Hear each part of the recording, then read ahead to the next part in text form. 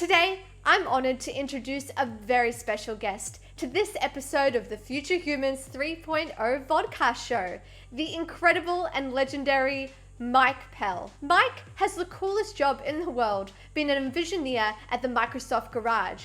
Mike is a 20-year veteran of the software industry, and he's created version 1.0 of Adobe Acrobat in 1990, and he was the first software engineer that was assigned to the Acrobat project, codenamed Carousel. After Acrobat 2.0 shipped in 1996, Pell worked for several Silicon Valley startups, and later founded his second software company called Futuristic Design. Mike has been designing and coding breakthrough products used by millions over the last 13 years at Microsoft. Mike currently leads the Microsoft Garage in New York City, which is a worldwide program for curiosity-fueled explorations and innovations. As a design leader, Mike Pell delivers highly impactful work on the vision, strategy, and execution of this global innovation program. He also helps drive Microsoft's official experimental outlet program within the Garage. Mike was also the author of several visionary books, such as Envisioning Holograms, The Age of Smart Information, as well as his new book, soon to be released, called Visualizing Business. Welcome, Mike, to the Holoship. How are you? I'm fantastic. Thank you, Vinci, for having me. I'm so excited for today. Oh, it's such an honor. Well, first of all, I think you have a surprise here for all of our guests today. It's a little something of an avatar. This is going to be the first time we're going to put on our Metaverse glasses and we're going to head straight into the Metaverse. Whoa! Hi, Mike. Not bad, right? A pretty good magic trick. You're matching with the glasses as well. You got to have them. Got to have some kind of optical help, right? Right. There's so much I want to get into with this talk. But first of all, tell me, first of all, about the avatar. And then the bigger question, Mike, what motivated you to become this technical futurist visionary leader, interface designer, thought leader? And how did you get to where you are today? Wow. The second part of that, I have no idea. I'm just going to say, I think that you just end up doing it. The first part, I do want to tell you a little bit about my avatar. Thank you very much again for having me on. This is the first time I've had to make an avatar to do an interview. So this is pretty fun for me. I got to learn a whole bunch of stuff like super fast, which is what we do in the Microsoft Garage. We just hack things together, just try stuff out, just see if it works, like just get it together. So I found a pipeline by working with you. Thank you. That got me here into the Metaverse without too much hassle. So it was a lot of fun. I would really encourage everybody who hasn't jumped in yet and tried this to just go do it. Amazing. Well, first of all, yeah, I just want to say, like, this concept of the metaverse, and I actually want to ask you about the Neuroverse, really excites me, and how avatars are going to interplay with all of that. So I guess the best place to start is this concept of the age of smart information and the Neuroverse, which is what you specialize in. Tell me a bit more about that and how that relates to the metaverse. Sure. The Age of Smart Information was the last book that I wrote that really was about how artificial intelligence and mixed reality combine to create a completely new way for people to communicate.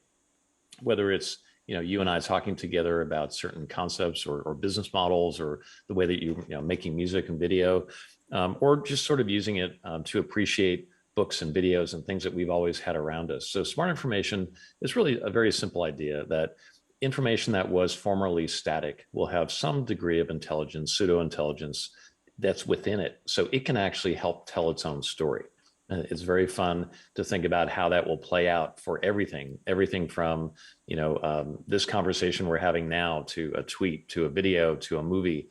They can all tell their own stories to the person at the right level, as I talk about in the book, at the right altitude for you to really understand what's going on. So it's a lot of fun to dig into this, and the way that that's going to sort of intersect with Metaverse is as things become more digital. And when I say things, I mean the things that we care about most, not only our entertainment but the way that we show up, our work. Those things will start to become more smart or intelligent. And then when we're in the Metaverse, it'll be so much easier to interact with them in that form, where they can just morph and change shape very, very quickly, or go from being a very visual experience to a very audio experience. So that is just very, very well suited to what's happening now. It turns out I've been working with all these technologies for a very long time, so it's nice to see them finally come together in a way that's going to make this very, very fun and successful for everybody.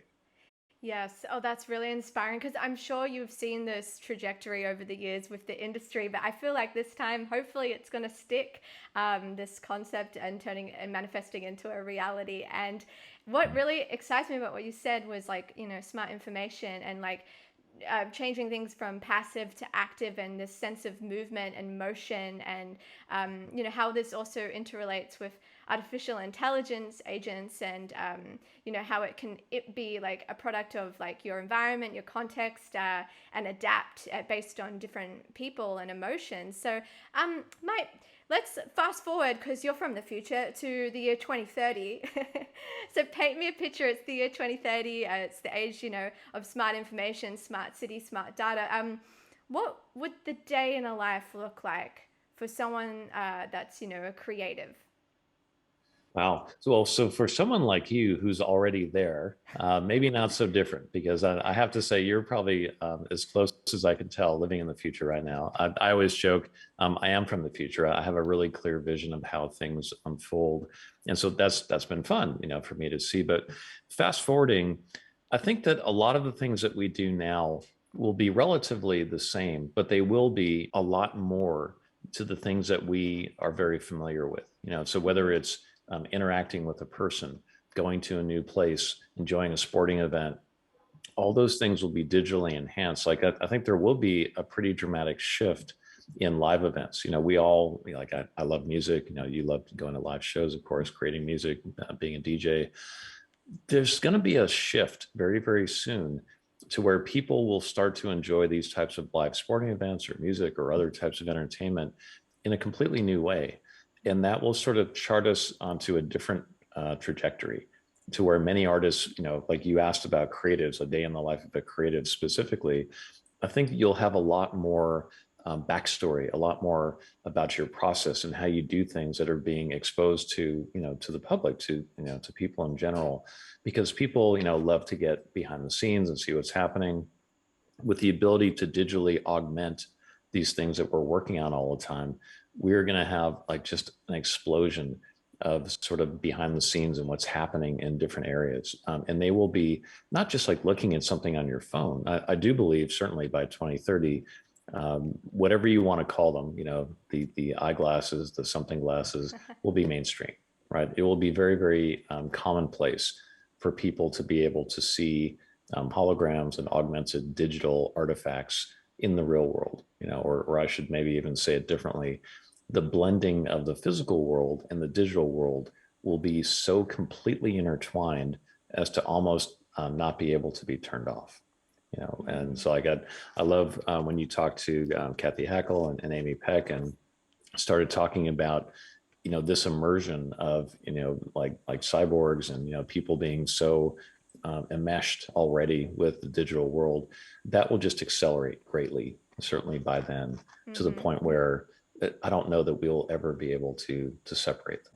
I'm just processing everything you said, and I wholeheartedly agree because I think it's that concept that we're all talking about. We're really referring to it, the physical world, and the digital, like the internet of everything, translating to our physical lives, and it's fully integrated and ubiquitous. And that is what I'm excited for, in particular. Like, I know we're here as our avatars now, and we're kind of like in these siloed virtual worlds. But what really is cool is like that concept, I guess, of interoperability and what they call this open metaverse. So, we're not in these siloed virtual worlds, but it's interoperable, and then it translates and manifests to the physical world. One of the things that I like when people describe the metaverse as an evolution of the web, really, it's just sort of the next incarnation of what we've already been doing. You don't really think anymore about getting onto the internet, right? Or like getting onto the web to do something. You just pick up your phone, you flip on your TV, you pick up your tablet, your Xbox, your VR headset. You don't even think about what it is.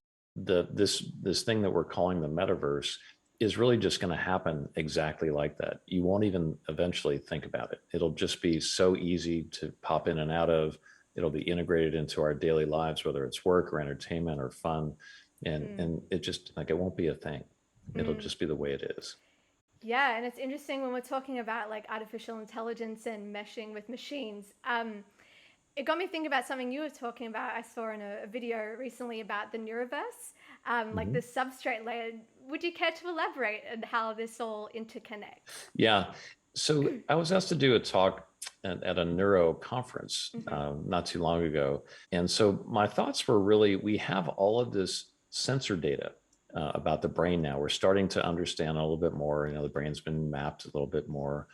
And we're starting to have a good source of data, in real time data to be, coming from sensors, whether it's from, bands or watches or anything else, to be able to translate that into emotion.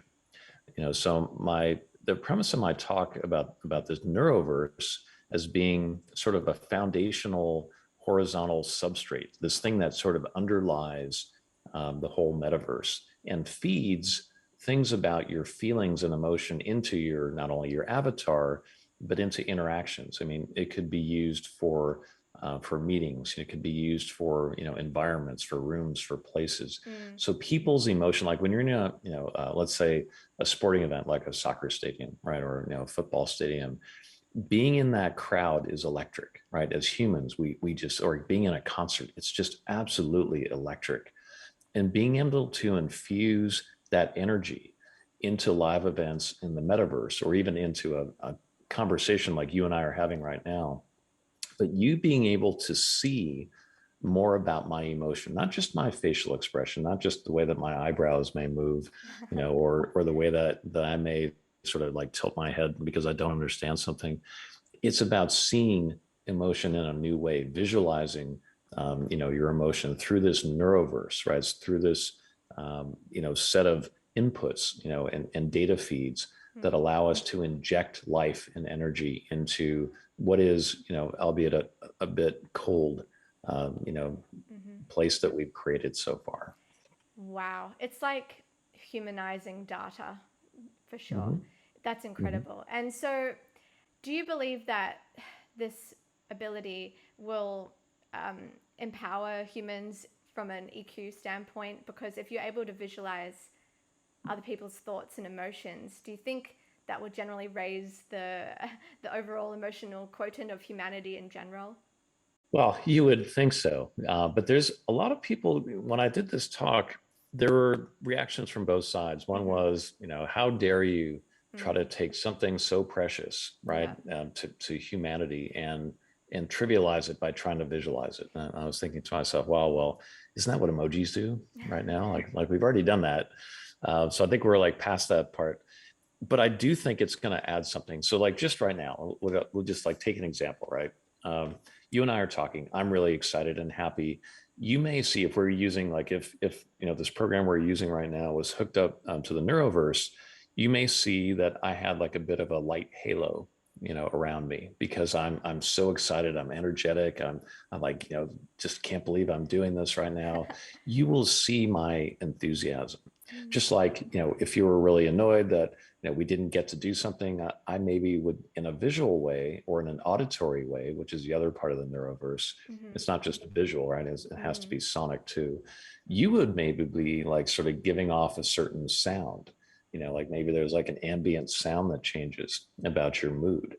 And so that would, as you said, sort of cue me in to like, maybe I need to pay attention to that and adjust for that. That's so intriguing. And I definitely see both sides of the coin because, on the one hand, it can definitely empower and it makes life more vibrant and dynamic, and can create this cornucopia of new opportunities. And then on the other side, as those people raise concerns, it's like, privacy with thoughts and emotions. And like you could go Mhm. down that rabbit hole of the Orwellian thought Yeah, police. So, Mike, absolutely. I mean, it's obviously inevitable, the progression and acceleration of technology. So, as humans, and it's our responsibility ethically, how do we navigate and find a healthy balance between this? Great question. As an industry, we have to stop inventing tools and technologies and just saying, have at it.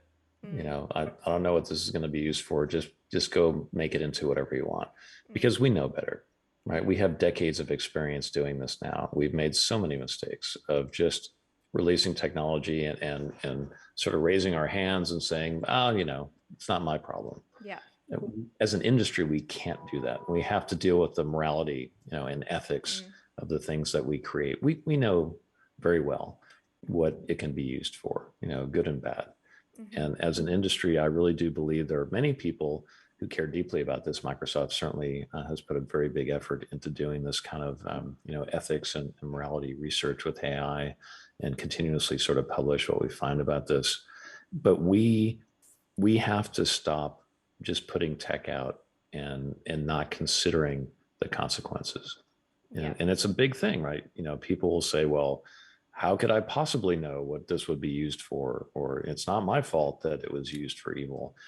Actually, it's not that hard to imagine what these things can be used for. We have tools now for being able to sort of, run the simulations, to think about the scenarios, to figure out good and bad, what the tools and technologies we create can be used for. And I think we will start to police ourselves a bit as an industry, which hopefully will cut off some of the things that may have happened.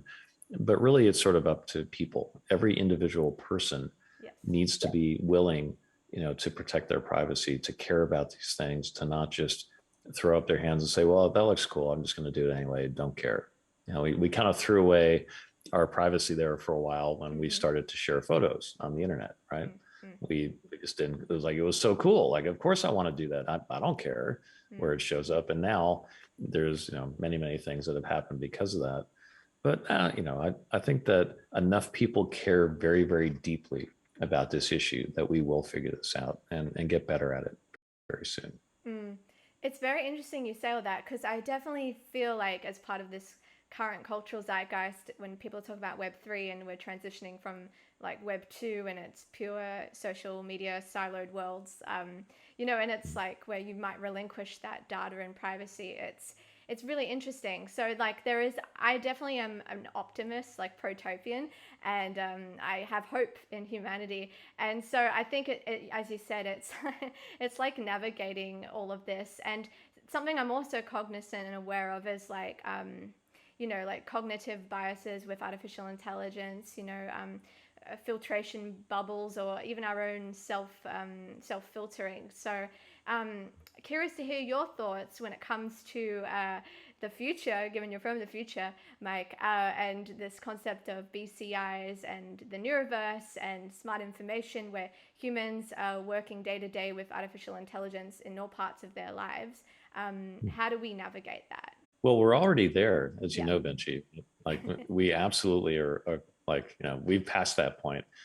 Just think about what happens when I'd love to tell this example. I would fly around the world quite a bit before the pandemic. I would park my car in an airport parking lot. I would have to take a photo of like what parking spot number I parked in, because I could never remember. And all of a sudden one day, my iPhone started to remind me where I parked. I didn't ask it to do that, but it was very helpful. It recognized it and it said, exactly where my car was, so I could find it again. That's a great example of artificial intelligence, machine learning, reinforcement learning, all being integrated into a very everyday sort of thing without me asking. So my assistant, whatever you want to call it, Siri, iPhone, did that for me on my behalf. And I was perfectly happy that it did it. Wasn't freaked out. I was surprised a few times when I was about to drive home and, my phone would tell me exactly how long it was going to take for me to get home without me asking again, what was going to happen. But these are examples of us already living with active assistance, right? You sort of have the on-demand, the Alexa, sort of like that whole command sort of thing happening. And you have, a lot of children growing up with that as a very basic part of their life, right? So they won't know that there was anything before that, right? That you couldn't just ask, to get any information about anything at any time like that. We take that for granted perhaps now, but like, wow, like what a huge thing. So we're already living with it, with AI and active assistance in most of the things that we do, and certainly in the Western world, but more and more around the world, people are going mobile first, right? Many countries, many regions in the world have their kids growing up as a digitally native mobile first culture, Yes. and they will always think that there is a way to do whatever they want to do because it's right there, right? There's active assistance that's always around us. So it's not like one day Elon Musk is going to make an announcement, like, hey, guess what, my robots are here, and you're going to live with them. It's already happened, right? We're just sort of figuring out how this can, I think you would say, benefit us. Sure. And when you said Elon Musk and like Neuralink, it's like, how far will humanity go on mass? Like, because like it's great having assistance. AI being helpful for your daily life is definitely beneficial to everyone. And so that constant ability to be like switched on and access all that data and all that information, it's like, would humans see themselves wanting to merge with that, or do they want to keep that separation? Like, because our brains are like software. That how do we, it's like, how do we Yeah, maintain that humanity? And yeah. I can imagine there will be like a whole pool of different thoughts and emotions about this concept. It is controversial, so it's like, this is, as you said, it's already happened. It's already happening. It's where it's going. I think about the singularity a lot, as I know we've talked about what happens post singularity. So curious to hear your Well, thoughts. you asked, one of the most profound questions of all time, right? Which is, how do we hold on to our humanity? And I don't know that any technology is going to change anything about that, right? Like, that's such a human thing, right? It's important to all of us to figure out what's really important, to ourselves, to our families and friends and loved ones. Like, that's at the heart of everything we do. The fact that we can, integrate some, incredible new capabilities into our lives and our own selves through technology is wonderful, right? Like, that's great if that's what you want. If you want no part of that, then more power to you. If you want to live off the grid and be a farmer, or like do whatever you want to do, that's fantastic, and people should keep doing that. But for the people who do want to experiment, my thoughts are, we will come to this point, like, sort of, if you're a Star Trek fan, of getting to this point of, maybe we can start to explore more of our creativity, right? To do more. Like, you're an incredible artist, right? You're very prolific. You like to create a ton of stuff. What if we all could sort of have most of the mundane, like normal things taken care of? I'm not talking about like taking out the trash, but Mm-hmm. the things that we have to spend a lot of time on right now, like, that are very manual processes. What if we got to the point where that was much more automated, and we could spend more time pursuing new things, learning, having fun, being creative? I think that that's something, as an optimist myself, like you, that's something that I aspire to, and I hope will be the result, of all of this, infusion of new techniques and capabilities, and ways to sort of get to what we have to do. Like, because at the end of the day, this technology, for the most part, is just helping us accomplish tasks, because we're doing whatever we're doing. And so I do think, again, like, this has already gone on, and people are starting to navigate, as you said, this, like, maybe people would say, like, just over the holiday break we just had, I'm not going to look at my work email, for a week. Good luck. But they would say that, right? And maybe they meant it, and maybe some people do. Maybe they don't log on. Maybe they go on, an incredible outdoor, rafting adventure, or like go skiing, or go Yes. do something they've always wanted to do. That's what helps you keep your humanity, right? In the end, is sort of being able to separate. But that doesn't mean you have to turn your phone off, right? I mean, that's sort of down to the person. And I do believe we are past the point, as humans, of ever being able to just not have cell phones, or the capability to be interconnected, via the internet and the web. If there was like a giant solar flare, and like in the movies, right, and we all like lost our ability to have any internet or computers or anything, like, wow. Yeah, well, what's interesting, when you back to the Star Trek future, obviously I'm a science fiction fanatic. I love science fiction and Star Wars. And I love positive sci-fi. It's like I believe that what you visualize in your mind can manifest visually and then hopefully manifest to the physical world and in real life, superhero good deeds. That's something I live by, I'm really passionate about. So I agree with you. I feel like it's really important to preserve the human consciousness, like you said, like if something was to happen, God forbid, like solar flare or anything. But even beyond that, it's like space travel, space exploration, we'll need to work with these technologies like artificial intelligence and all of that to explore new frontiers, for humanity's sake. So yes, I'm so passionate about all of this. And I guess my next question is like, how does all of this work with a creative, say working with artificial intelligence, where they feel empowered to work with the AI and not feel like, this can expand to all industry, that their job's been overridden? Yeah. Well, let's stick with that creative scenario that you just described. Mm-hmm. I talked about that in the Age of Smart Information book. Yeah. And the example I used was someone like yourself, right? So you're doing music production, you're doing video editing, like you're writing, you're publishing. There are so many things that we can already help you with. When I say we, I mean artificial intelligence, machine learning, technologies. And the best example that I've thought about is today, right now, you could go into the Adobe Creative Suite and look at a photo that you took and say like, oh, don't really like the sky. I want to swap out this sky. Photoshop will actually do that for you without you having to do very much. You just like open up your picture, click a button, it will swap the sky out. I can tell you, as somebody who's used Photoshop for like ever, that is extremely hard and a very manual process to do normally. Mm-hmm. And it just got turned into, Mm. oh, Vinci wants to change the background, the sky. Click a button, it's done.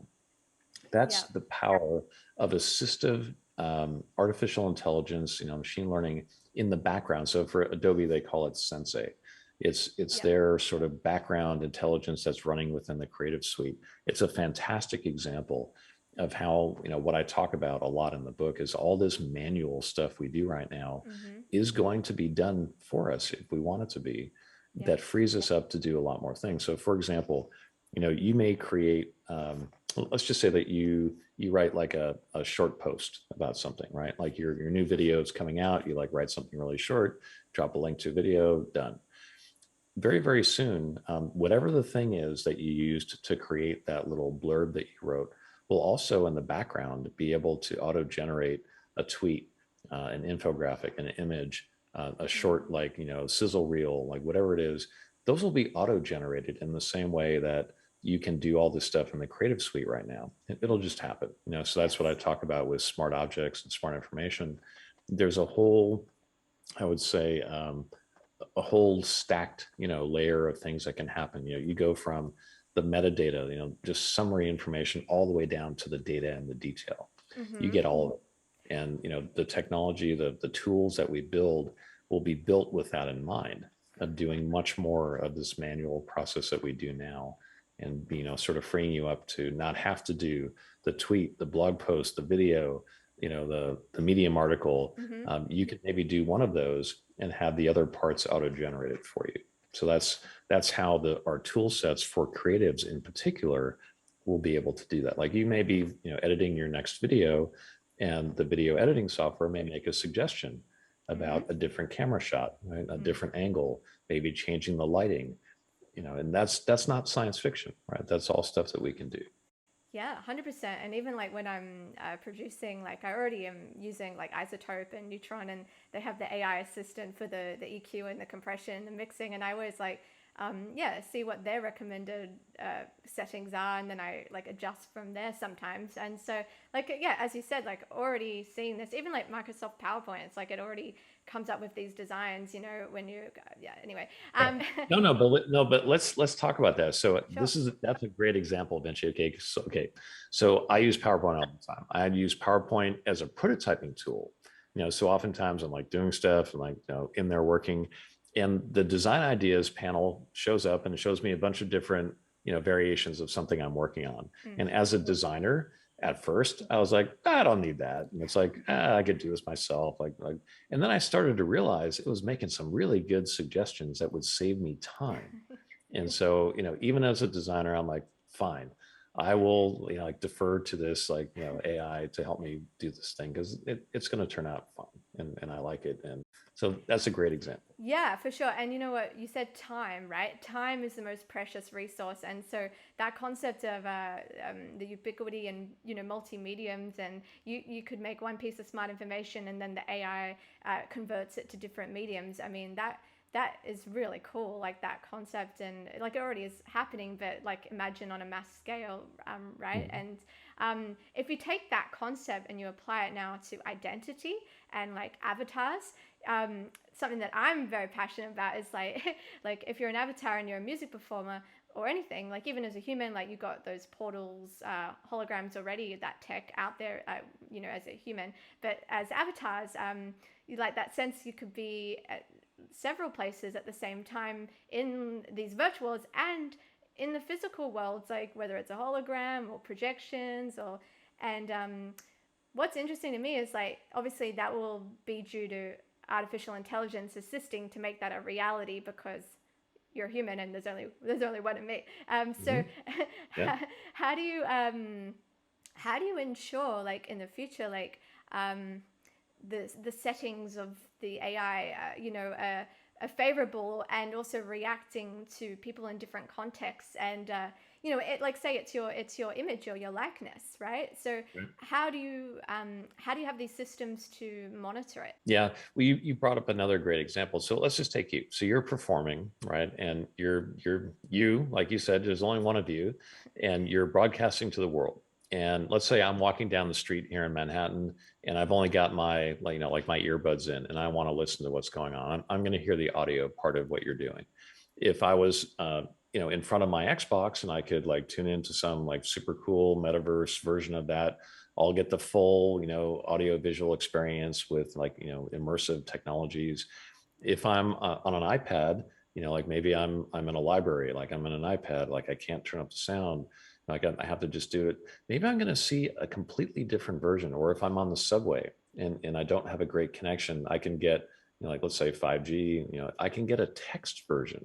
Like, so imagine that. So your music can show up to me as text, right? Not just like lyrics, but actually a dynamic, chaotic, beautiful textual representation of what you're doing. That's generated that you approve of, because that's the second part of this. So first is you perform once, it gets turned into many streams of different types, all the way from metadata, just keywords of what you're doing, music, electronica, like whatever the keywords are, all the way down to the data. What's her rig? What's the situation? Where is she in the world exactly? Like, so we can get all the data. But the thing that I've always found fascinating is when you start to like have all these different pieces at your disposal. All of a sudden, people can dial in the way that they want to, right? They don't have to watch the event the way that it's broadcast in the past. They can watch it the way they want to, which is great. That's one thing. And then flip it around. How do you know as a performer that it's the AI, the machine learning, the like whatever, the assistant is going to do it in a way that you approve of? And this is the same old story that we've always had, right? We shouldn't really ever take our hands off the wheel completely, right? And completely trust the tech to do everything we want until we know for a fact that it's done it, over and over, and we're happy with how it's turning out. And so, maybe you do put some settings in, you give it some parameters, you specify like what's okay and what's not okay for it to do when it improvises in real time, as it will. So that's up to you, right? It's up to all of us, right? We have agency, we have the ownership and the responsibility to not just, sort of say, like whatever, just do whatever, it'll be fine. I mean, unless that's really okay with you. And if you're down with that, then great. But if you want some oversight and some control over how you show up, then certainly the tools that we use will give you the opportunity to do that. Yeah, that's you answered my question totally. Because like as like an artist, you definitely want to feel like empowered that what's going on. Like if you're empowering this AI to represent you, and nothing replaces human connection 100%. Like I love, as you know, live performances and the actual, feeling, in the club or whatever, it's like electric, right? And so how can these AI entity versions of yourself like transmit that same feeling? I mean, it'll never be this exactly what it is when you're like with the original creator or the human, right? Think about what we just talked about, right, Vinci, with the Neuroverse. So what if, you did a few performances and the sensors that you were wearing in your mocap suit, right, whether it was your glasses, a brain band, like whatever, they're capturing things about your emotion at different parts of your set, right? How you were feeling, how you were reacting, how you were like, taking in the energy from the audience and vice versa. The sensors could also be measuring the audience response to something you're doing. So actually the machine will be in some cases much better at dealing with that in the future than a human performer might be, meaning, remembering like what's been working, what's not working, how to adjust for it. So I think that the representation of you as a performer, in the digital form will actually get smarter over time to the point where maybe if you're not feeling so well one night, you send your avatar to go do the performance, right? Like that's a big like letting go and like trusting it to do that. But maybe we'll get there before too long. I got a chance to do a talk here in New York at NYU in their amazing like School of Music with a friend of mine, Paul Miller, and some of the students were asking, as a musician, like is my career in jeopardy, right? Like, am I going to be replaced by an AI? And my answer to that was, I don't think so, for the reasons that a lot of your guests have talked about. There's a human intangible element to creativity that we haven't quite gotten to yet, with simulation and all the things that we're doing now. But Paul, DJ Spooky, had a different view. He thought that in some cases, yeah, like we will be able to replicate exactly and maybe even surpass what people think of doing in some cases. And maybe that's okay. And maybe, as music students and musicians, we just have to sort of learn, like we always do, to work with the technology and not against it.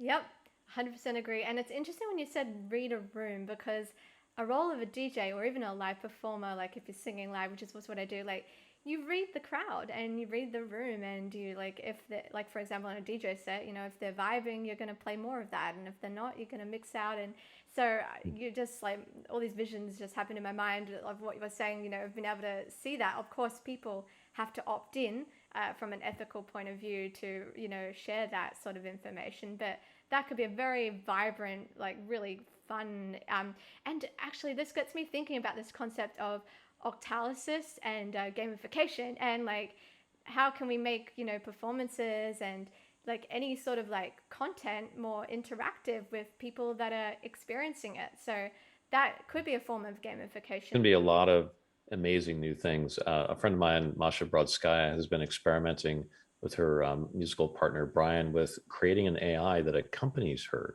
She's a virtuoso violinist, piano player, singer, and she actually plays with an AI that's being generated from her own brain thoughts. It's like mind bending what's possible now.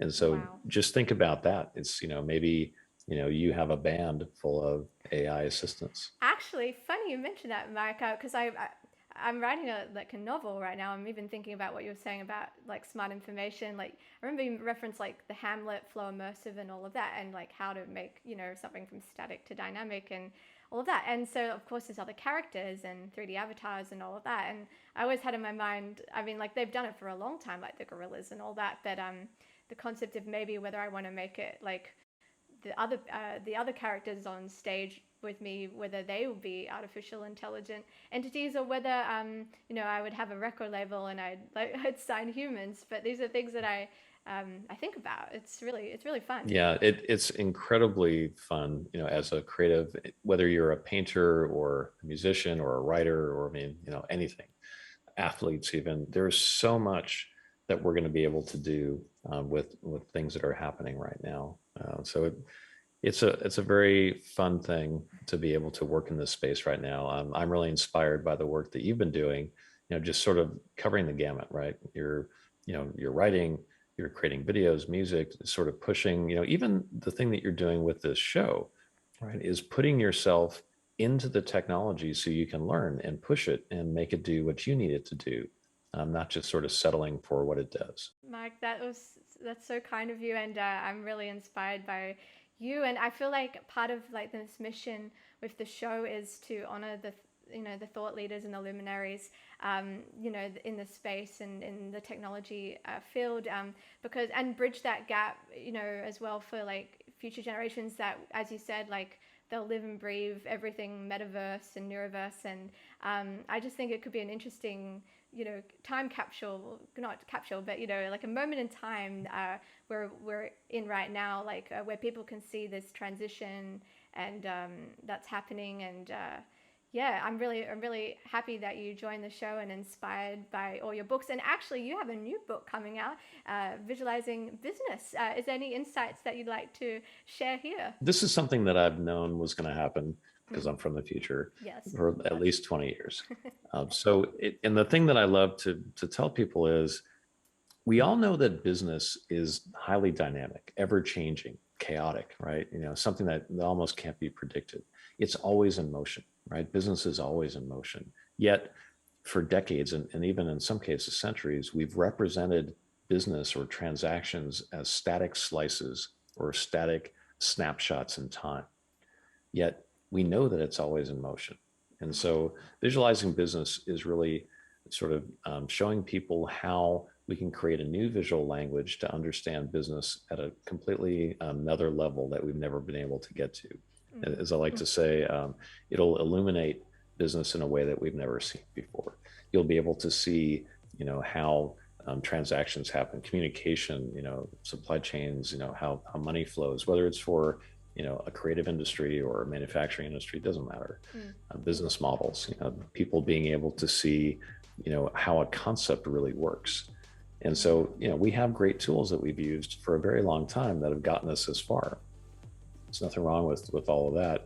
But it always struck me as funny that something that we know is constantly moving is always shown as static. So this book, Visualizing Business, which you can read about at visualizingbusiness.com, is really meant to help people be able to do more visual work, within their businesses, to be able to see concepts, to be able to really experience something, to simulate it, to play what if, to try things out, and to really see how things are working. Surfacing the invisible is one thing I like to say. Surfacing the invisible. Wow. That's incredible. I'm so excited to read this book, and you've been working on this. I know you're from the future, so you're already there, but we just have to play a bit of catch up here. But well, this has been going on for a long time. Like, yeah. my good friend Tony Parisi wrote the foreword for my first book, right, Envisioning Holograms, which is really to help people understand how to design for the metaverse, right, for spatialness. And so Tony has been building the metaverse for a very long time now. And he was smart enough to realize that at the heart of all of this, right, and I always say this about, everything, at the heart of all this is communication, right, is people.